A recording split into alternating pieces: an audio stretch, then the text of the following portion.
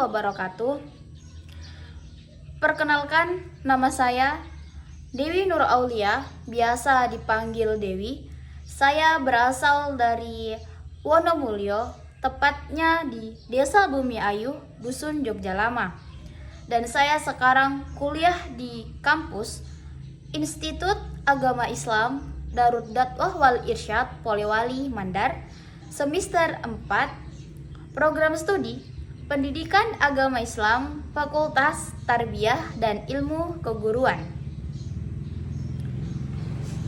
Saya anak kedua dari 3 bersaudara.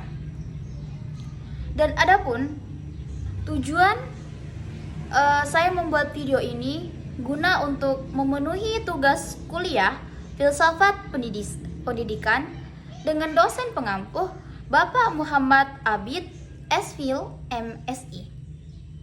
Langsung saja, untuk mengefisienkan waktu, saya akan menjelaskan mengenai beberapa pengertian dari filsafat pendidikan, yaitu apa sih sebenarnya filsafat pendidikan itu? Jadi, filsafat itu merupakan yang dimana manusia diajar untuk berpikir secara kritis, secara logis, secara sistematis, dan secara metodologis. Yang kemudian pendidikan itu sendiri diartikan sebagai proses mengubah sikap atau tata laku seseorang atau sekelompok dalam upaya untuk mendewasakan manusia sebagai pengajaran maupun pelatihan. Jadi jika digabungkan, filsafat pendidikan itu merupakan salah satu seseorang atau sekelompok manusia yang dimana berpikir secara kritis atau secara logis guna untuk memecahkan suatu masalah atau untuk mencari kebenaran segala sesuatu tersebut. Baik, adapun poin pertama di sini adalah apa yang dimaksud dengan etika pendidikan. Nah, etika pendidikan adalah penerapan norma-norma etika yang ada di dalam pendidikan atau sekolah. Yang dimana pengertian dari norma itu sendiri adalah aturan yang sudah menjadi pedoman perilaku bagi peserta didik. Dan pengertian dari etika itu sendiri adalah perbuatan atau perilaku manusia baik maupun buruk. Dan jika dikaitkan, etika pendidikan itu adalah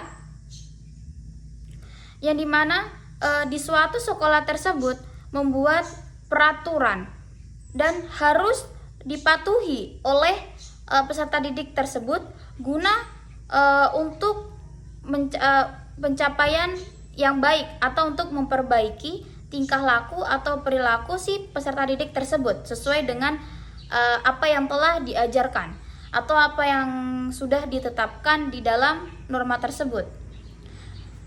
Baik, adapun yang kedua, poin kedua itu adalah apa yang dimaksud dengan filsafat humanisme.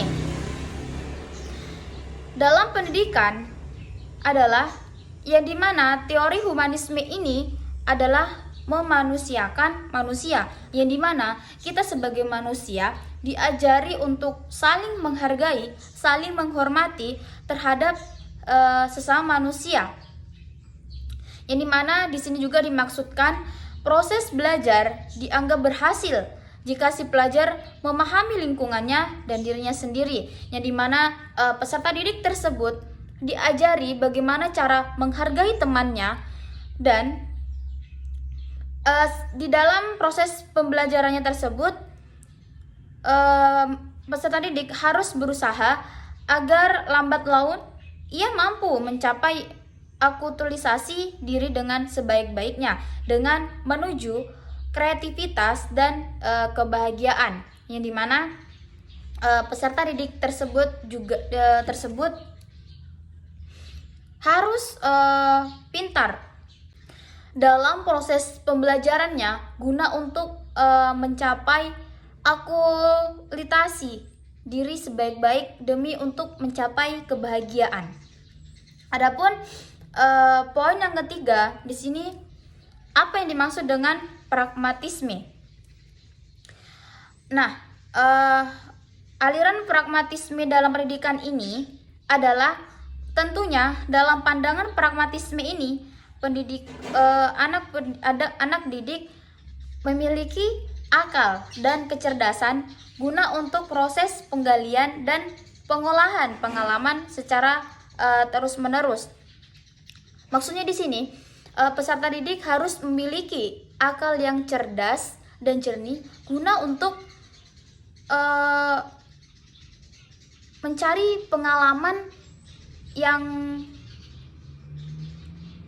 disukai oleh peserta didik tersebut, yang dimana dalam hal ini peran guru juga harus mengawasi dan membimbing peserta didik tersebut guna untuk pengalaman yang baik untuk peserta didik tanpa mengganggu minat dan kebutuhannya.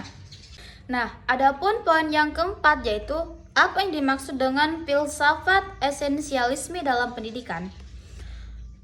Nah, adapun pengertian filsafat esensialisme dalam pendidikan adalah mempunyai pandangan bahwa pendidikan ini sebagai pemeliharaan budaya, yang dimana filsafat esensialisme ini ingin kembali kepada kebudayaan zaman dulu.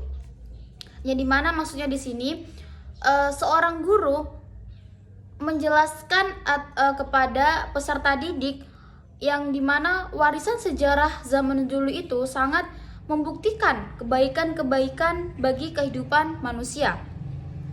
Yang dimana bagi seorang guru juga di sini harus menguasai lapangan subjek, yang dimana seorang guru di sini dituntut untuk menjadi contoh dan panutan bahwa warisan pada zaman dahulu itu sangat baik bagi kehidupan manusia.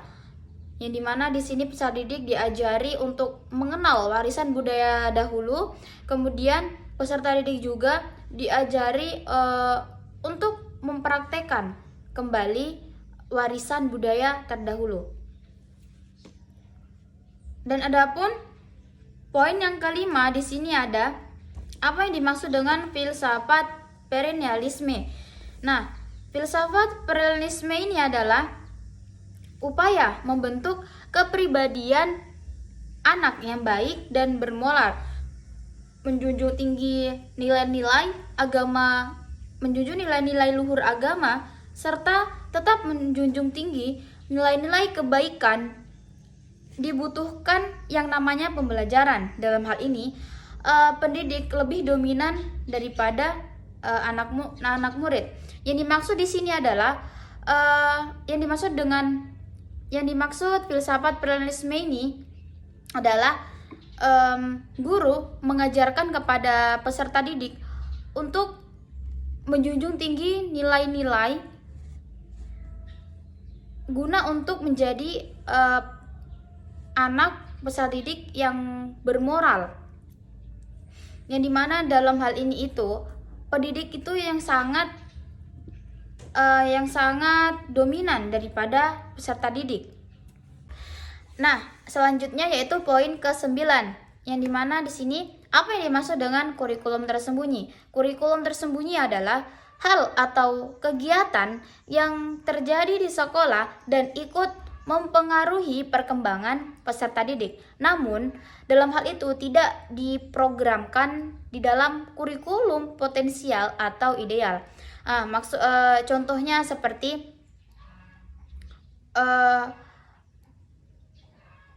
siswa melalui interaksi yang sopan dan santun, maka dalam hal ini bisa menjadi contoh atau menginspirasi peserta didik yang lainnya untuk mengikuti berperilaku yang sama, yaitu berperilaku yang baik. Demikianlah penjelasan terhadap 10 poin tersebut. Mudah-mudahan apa yang dapat saya sampaikan dapat bermanfaat bagi kalian yang menonton dan mendengar video ini, dan terutama dapat bermanfaat bagi diri saya sendiri. Dan saya mohon maaf yang sebesar-besarnya jika ada salah kata atau perbuatan di dalam video tersebut. Saya akhiri, minallahi musta'an wal itiklan. Assalamualaikum warahmatullahi wabarakatuh.